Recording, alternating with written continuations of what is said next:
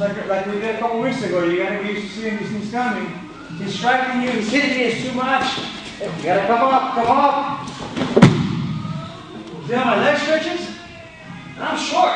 You guys are real tall. You can do it a mile away. Okay? Any questions? Everybody's saying how it loops. And I'm hiding it. But if you're afraid of it, if he's hitting you too much, just hide your head a little bit. Keep driving. He's going to naturally be hips away. And he should anyway.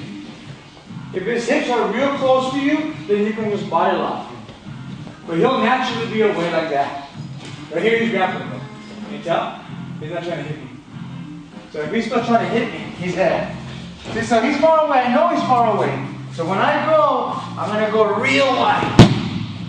Because I got to make up that difference. Because I know his hips and his feet are a little further out. So just really stretch it out. Commit to it, you'll be fine.